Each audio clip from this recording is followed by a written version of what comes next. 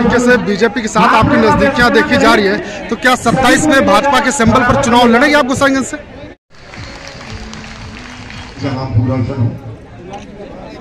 विधायक जी, जिस तरीके से समाज सेवी राहुल सिंह ने ये कंबल वितरण का कार्यक्रम किया और जैसे कि बिटिया होने के उपलक्ष्य में ये कार्यक्रम रखा गया है, क्या कहना चाहेंगे आप राहुल सिंह के बारे में? मिसाल पेश की राहुल सिंह जी ने और समाज में एक अच्छा संदेश गया है और प्रत्येक व्यक्ति को जिस तरीके से नारी सशक्तिकरण की दिशा में सरकार लगातार कदम उठा रही है, नारियों का आरक्षण मिल रहा है, लोकसभा विधानसभा में आरक्षण पास ही हो गया है उनके पक्ष में, तो बहुत अच्छा इन्होंने कदम उठाया है और सबको जो है नारी शक्ति की पूजा करनी चाहिए, नारी शक्ति को हमेशा महत्व देना चाहिए और ऐसे बढ़ावा मिलेगा।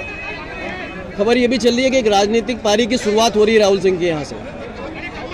अब इसको आप पत्रकार लोग हैं, चाहे जिस तरीके से घुमा फिरा के देखिए, लेकिन समाज सेवा राहुल सिंह जी कर रहे हैं और ये समाज सेवा अच्छी है। ऐसे में अभी जल्द में बात की जाए तो मिल्कीपुर विधानसभा चुनाव हुआ है और ऐसे में आप देख रहे हैं अवधेश प्रसाद का एक वीडियो भी वायरल हो रहा है, समाजवादी पार्टी की हार होती हुई 62,000 वोटों से लगभग, क्या कहना चाहेंगे? नहीं, वो तो पहले से दिख रहा था, हमने वहाँ आपको बताया ही था, अभी और बहुत से पत्रकार भाई आपके साथी वहाँ मिले भी थे हमको।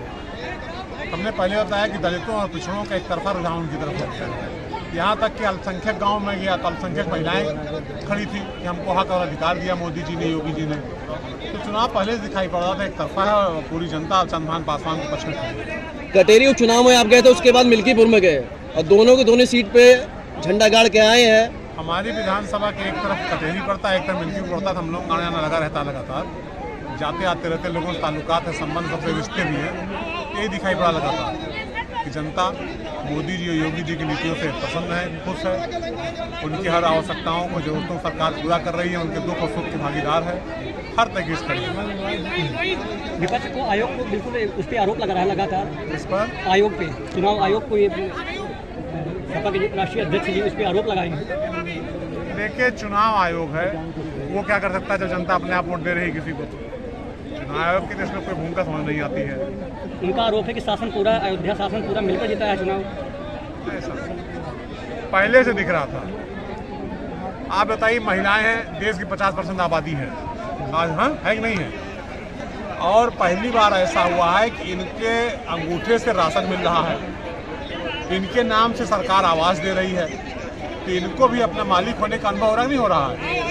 इसके पहले कई महिलाओं को मालिक होने का अनुभव होता था? वो यही सोचती थी कि हम बाहर से आए हैं, हम यहाँ रहेंगे, कैसे रहेंगे, पति झगड़ा हो गया तो पति बाहर निकाल देता था। आज क्या स्थिति हो गई है? आज तो गांव के अंदर अगर महिला है तो राशन कार्ड की मालिक महिला हो गई, आवास की मालिक महिला हो गई, मलकिन के हो गए। तो आधी शक्ति को उनका हक और अधिकार देने का काम आदरणीय मोदी जी योगी जी ने किया है, जिससे महिलाएं तो एक तरफा उनकी झुकाव हो गया है, बाकी उनकी नीतियों सभी प्रभावित है। एक वीडियो आपने भी देखा होगा अवधेश प्रसाद का, जिसमें वो कह रहे सीधे सीधे कि 35,000 वोटों से अजीत प्रसाद जीत रहे हैं, और बहुत वायरल हो रहा है इस टाइम। हाँ, अब इसके बारे में आप समझ सकते हैं क्या है ये। सब मिल्कीपुर का विधायक कौन, अजीत प्रसाद या चंद्रभान? अवधेश प्रसाद ने कहा कि जनता का विधायक अजीत प्रसाद। हाँ, अब जनता ने इसको ज्यादा वोट दिया, वो विधायक हुआ। एक बड़ी चर्चा चल रही है, अभय सिंह किस विधानसभा से चुनाव लड़ेंगे? चर्चा ये 5 विधानसभा में चल रही है अयोध्या की बात की। ये चर्चा आप स्वयं कर रहे होंगे, हम तो यही गोसाईगंज में यही टहल घूम रहे हैं, यही लोगों की सेवा कर रहे हैं शुरुआत से शुरू से। तो क्या मिल्कीपुर में भी आपसे सवाल होता तो आप कह रहे रिश्तेदारी में आए हुए थे? हाँ हाँ, हमारे 3 बुआ उनकी शादी, हमारे यहाँ बहनों की बेटियों की शादी सब मिल्कीपुर। अच्छा, राहुल सिंह राजनीतिक पारी की शुरुआत कर रहे हैं क्या? ऐसी तो हमारे राहुल जी कोई बात नहीं हुई। इन्होंने कहा कि हमारे यहाँ बहुत साल बाद एक बेटी का जन्म हुआ है और बेटी की जन्म होने के उपरांत हम कार्यक्रम करना चाहते हैं। हमने इनको बहुत बधाई दिया कि आप बहुत शानदार काम करने के लिए जा रहे हैं और एक मिसाल पेश करेंगे और लोगों को भी इसी तरीके से महिलाओं को बढ़ाना चाहिए, मदद करनी चाहिए। बहुत से लोगों के मन में ऐसा भाव आ जाता है कि बेटी जन्म हो ले ली हमारे घर में, कैसे क्या होगा, लेकिन इससे लोगों के मन में खुशियाँ बढ़ेंगी। जो समाज के मजबूत वर्ग होते हैं उनको देख करके लोग इंस्पायर होते हैं, प्रेरित होते हैं कि जब वो ऐसे कर रहे हैं तो हम भी बेटी के आने पे अपने परिवार में ऐसा करेंगे, बेटियों के लिए अच्छा समाज। 2027 विधानसभा चुनाव से पहले क्या पीडीए फेल होता हुआ दिखाई दे रहा है? देखिए, पीडीए कुछ है नहीं, 2 वर्गों का वो गठबंधन है जिसको पीडीए नाम दिया जाता है। पीडीए नाम एक धोखा है, उसमें दलित साथ कोई अत्याचार होता है तो कोई नहीं खड़ा होता है। कहार कोहार लोहार बढ़ई नाव पर अत्याचार होता तो नहीं खड़े होते हैं।